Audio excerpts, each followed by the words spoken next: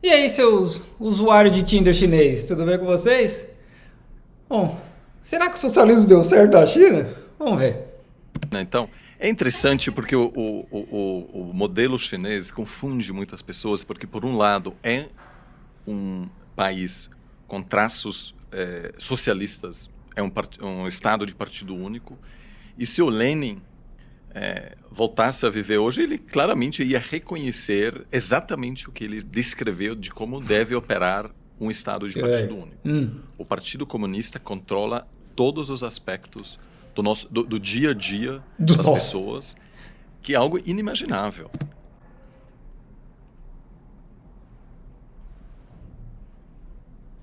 Né? Ou seja, imagine o Estado brasileiro determina quantos filhos uma família pode ter. Ou seja, o Estado tem uma presença que é muito maior.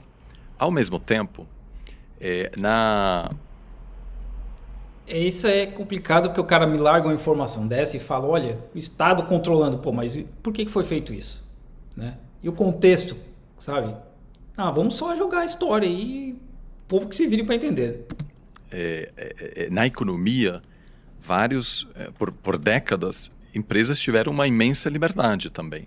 O que a gente está vendo agora é uma espécie de tentativa do governo em controlar empresas que por décadas tiveram realmente uma economia gigante ao seu dispor. Né? A economia cresceu de maneira incrível por 40 anos, basicamente. É uma Por que sociedade que se será? transforma, mas o partido sempre está lá e, quando precisa, intervém de uma forma que a gente não conhece por aqui. Ah, mas peraí, ou eles controlam todo o aspecto da nossa vida aqui na China, ou eles intervêm quando. Sim, em teoria eles deveriam intervir todo dia, né? Pela forma como tu explicou antes. Então, eu acho que alguns dirão, é claro, é um sistema socialista, mas, ao mesmo tempo, pode-se argumentar que os elementos que facilitaram a ascensão da China são elementos claramente capitalistas, e a China, apesar do seu sistema socialista, contém traços muito capitalistas, muito individualistas, onde o sucesso econômico é tudo. E às vezes a gente pensa, nossa sociedade é muito materialista. Quando eu falo com amigos chineses, eles dizem que no Tinder chinês, a primeira coisa, inclusive às vezes na foto, aparece o olerite. Né? É Que fundamental. loucura! Tem muito. Tem uma opção de incluir salário anual, se tem carro, se tem casa, mas é opcional, não precisa colocar. Sei que faz diferença, eu nunca usei o Tinder chinês, que eu nem lembro do nome. Tantan, acho que é o Tantan que ele está falando, que eu nunca usei, mas eu sei que dá para inserir essas informações. Mas é por conta da cultura daqui, como as pessoas veem, né? E aí a gente tem que lembrar que a China, 3 gerações atrás, era o país mais pobre do mundo. Né? Então, tem muita gente que ainda é viva daquela época e ainda existe essa questão cultural de, pô, vou casar com alguém, eu quero que a pessoa pelo menos tenha uma casa, pra gente ter uma família e ter um lugar para morar. Ainda tem muito disso, né? Tem muito mais homem do que Fundamental. mulher lá no. Exato, Tem. por causa da política do filho único. Muitos casais, ao longo das décadas, abortaram quando viram no hospital que iam ter uma menina, então tem um Nem pode, é proibido. É proibido o médico liberar o sexo da criança até hoje. excesso de homens, uma competição enorme, e daqui a pouco a gente vai falar disso. O setor imobiliário é fundamental para a cultura chinesa, porque não dá para casar sem ser dono de um apartamento, pelo menos. Sim. Né? Então, assim, também muita. E é tão assim que o pessoal do meu trabalho me falou que se eu quiser arrumar uma esposa, era bom comprar um apartamento aqui, né? Claro que não só por isso, eles estavam me zoando também, porque eu não tenho namorada e tal. E essa era a ideia. Eles, pô, se tu comprar um apartamento, logo tu vai achar uma namorada e uma esposa. Muita distorção e muita coisa que para nós é diferente, que aos poucos a gente precisa conhecer, porque eu concordo plenamente, a gente não tem como pensar mais sobre o futuro da economia global sem a China no centro. Não, é até interessante que a nossa história ela é ocidental, né? Nós Claro, temos né? aqui a herança da cultura grega, da moral judaico-cristã. Você pega o direito Moral judaico-cristã, cara, isso não existe, né? Isso não existe. Moral judaico-cristã. Que moral judaico-cristã, cara? romano, E eu gosto muito de moedas antigas, eu coleciono lá em casa, né? Tenho denários, tenho áureos do período romano. Numismática é o nome disso. E eu estava lendo um livro do Friedrich August von Hayek, o economista austríaco, e ele falava que a gente Tá explicado, tá explicado. fala muito da história monetária ocidental, mas que o papel moeda foi inventado e proibido na China antes de ser inventado na parte ocidental do mundo, mostrando como eles eram avançados naquela época. E o Partido Comunista fala muito isso lá, né? Que apenas estão voltando a colocar a China no seu devido lugar. E agora eles são um país... Eu nunca vi isso aqui na China. Nunca. Nunca. Não sei de onde é que esses caras tiram essas informações. Eu nunca vi isso do governo falar a gente tá voltando para o lugar que a gente sabe. Eu nunca vi isso. O Japão fazia isso. muito rico, mas eles ficaram muito pobres antes por conta de um modelo político que tornou a economia muito fechada no final das contas. Por conta de uma revolução cultural, você não tinha empresa, e aí depois nós tivemos essa abertura. E como é que funcionou essa abertura naquela época? Eu sei lá quantas vezes eu já repeti isso aí, né?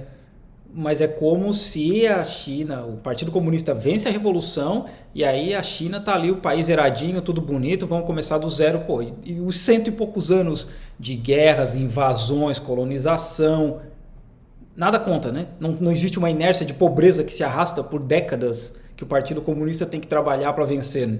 Inundação grande em 1958, inundação grande em 1938, do Rio Amarelo, sabe? Aí vem falar que não tinha empresa quando era comunista. Porra, claro que tinha empresa, só que o governo controlava tudo. Naquela época, lá no começo, porque as empresas tinham muita liberdade, mas isso não era em toda a China, era em alguns locais específicos, não era as zonas econômicas especiais. Pode falar um pouco disso pra gente? Claro, então, e também certamente você saberá comentar até mais do que eu, né? Assim, do ponto de vista político... Não me surpreende. O partido sempre foi muito pragmático. Muitas vezes a gente pensa, poxa, um governo socialista, enfim, tem sido na história muito mais pragmático do que os governos soviéticos, por exemplo. Inclusive rachou em algum momento com a Rússia, porque percebeu que era preciso adotar uma outra estratégia, e foi justamente nesse momento que o governo americano percebeu que havia um espaço, na época do Kissinger, de se aproximar da China, iniciar uma relação econômica e aproveitar dessa abertura. A China sempre fez muitos experimentos, muitos bem-sucedidos, outros não, em zonas especiais. E fez uma análise bastante rigorosa de como, por exemplo, uma abertura, como o direito a ter uma empresa privada e a China faz experimentos pelo país inteiro, experimentos econômicos, sociais, etc. São mais de 20 mil experimentos acontecendo ao mesmo tempo. Eles pegam dados, funciona, eles levam para uma escala maior e assim vai. E se não dá certo, eles recomeçam do zero, adaptam, estudam. Eles usam muita análise de dados, assim, muita estatística pesada no governo para tomar decisão. Claro que tem decisão humana, tem gente que faz besteira, ainda tem. Mas esses experimentos existem pelo país todo. Ia impactar indicadores econômicos, como ia impactar a sociedade. Então, a grande maioria das reformas que depois foi implementada nacionalmente foi testada, em alguns casos, por anos, em várias cidades. A cidade de Xangai, por exemplo, Shenzhen, foram regiões onde aquilo foi testado. E, dessa forma, houve um planejamento centralizado que, devido à ausência de eleições, por exemplo, permitiu testar e... A ausência de eleições, qualquer conexão, cara. E outra, tem eleições em níveis muito pequenos, tem eleições diretas. As pessoas votam para conselho de comunidade e tal, assim, direto. E aí, daí para cima é tudo indireto. A ausência de eleições, tá tirando essa informação de qual bunda, cara? E implementar reformas que, de novo, muitas vezes não foram tão bem sucedidas. A gente também precisa levar em consideração que... E assim, agora eu entendi o conceito. Não tem eleição, logo os caras podem fazer o que eles quiserem. Não é assim que funciona, porque todo mundo do Partido Comunista, qualquer vaga, qualquer assim, vereador, deputado, prefeito, sei lá, eu não sei exatamente como é que eles chamam aqui, eles têm que provar, eles têm que mostrar relatório como se fosse uma empresa de eficiência. Assim, a gente fez isso aqui, deu certo, tá aqui os dados, deu errado, a gente corrigiu. O Xi Jinping, no 20º Congresso do Partido, ficou 1 hora e 45 minutos só falando de um relatório dos últimos 10 anos do trabalho dele como presidente do país. E não é só ele que tem que fazer isso. Todo mundo tem que fazer isso. Então isso de não ter eleições, não, sim, e na verdade até tem, não quer dizer que as pessoas possam simplesmente ser incompetentes, porque elas não ficam no cargo. E a gente viu isso acontecer muito durante a pandemia. Político que comia bola, era incompetente e tinha surto na cidade, o cara era simplesmente removido do cargo e já era. Que outros países como o Vietnã também tiveram muito sucesso. Não é só China na Ásia, né? Mas é um planejamento que difere muito de uma política mais curto-prazista que a gente tem aqui, onde eu preciso apresentar como governo resultados até a próxima eleição. Se minhas políticas são ótimas, só que só geram resultados positivos daqui a 10 anos, eu vou perder a eleição. É a grande vantagem de ter um partido só, um ganha. Mas são duas coisas diferentes. Não é porque não tem eleição. Como eu falei, o cara tem que provar que o serviço dele é bom, que ele tem resultados. O Xi Jinping não chegou a presidente de bobeira. Ele teve 40 anos no mínimo de serviços prestados dentro da China para chegar lá. De prefeito, a governador acho que foi governador de Fujian, e depois foi subindo no partido. E aí ele tem todo um histórico para provar, o cara realmente pode liderar o país. Senão o cara não chega lá. O cara não sai nem da escala pequena dele aqui sei lá, de vereador aqui da minha rua. Simples. É assim que funciona o Partido Comunista. E aí simplesmente falar que, porque por causa de eleição o cara tem que provar em 4 anos. Até pelo seguinte, a China planeja no longo prazo, então eles conseguem ter alguns planos de curto prazo e outros planos de longo prazo.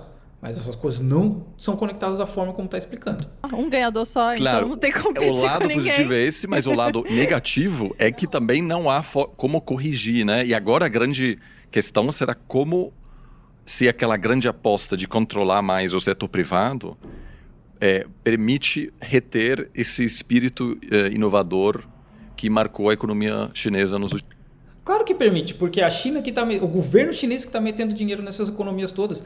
Eles falam como se Apple, Microsoft, a Tesla, a outra empresa do Musk lá, que é a empresa de foguetes e tal, fosse só dinheiro privado, que não é, né? O iPhone foi todo desenvolvido com pesquisa pública, dinheiro bancado pelo governo. O Elon Musk agora está chorando aí porque o governo não está mandando mais dinheiro para ele liberar a Starlink, que é aquela conexão internet via satélite, na Ucrânia. Porque ele falou, eu vou liberar a minha internet na Ucrânia. E todo mundo, Elon Musk, uhul. Na verdade, quem está pagando são os cidadãos dos Estados Unidos, porque é o governo que está pagando por isso. Não foi o Elon Musk bonzinho. Então, lá também tem, como tem em qualquer lugar, como tem em qualquer país organizado, o governo mete dinheiro em pesquisa e desenvolvimento. E aqui na China não é diferente, aqui é um volume grande. Nos últimos anos. Tem até aquele meme que apareceu nas eleições americanas, que era do Kim Jong-un, da Coreia do Norte, fazendo uma cara assim, falando, eu sempre avisei que esse negócio de eleição com mais de um candidato dá problema. Porque tem esse ponto. Mas o que você falou, teve um livro que eu já li falando sobre... É tão ridículo, porque os Estados Unidos eles têm 2 partidos que é o mesmo. Basicamente é o mesmo. O cara não tem esquerda.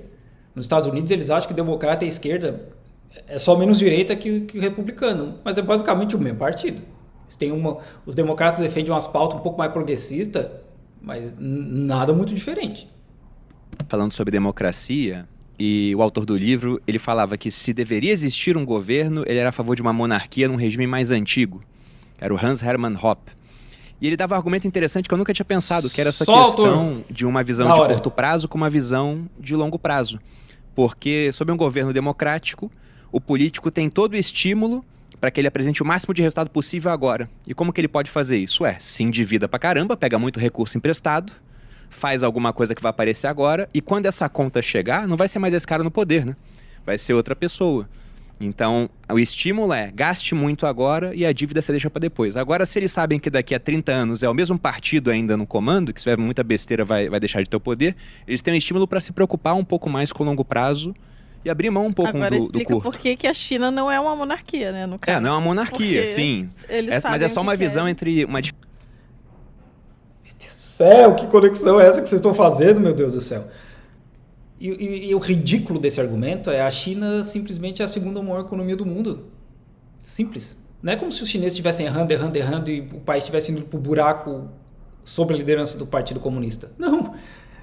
Partido Comunista trouxe a China para a segunda maior economia do mundo e a expectativa de vida ultrapassou dos Estados Unidos, que é o país mais rico do mundo.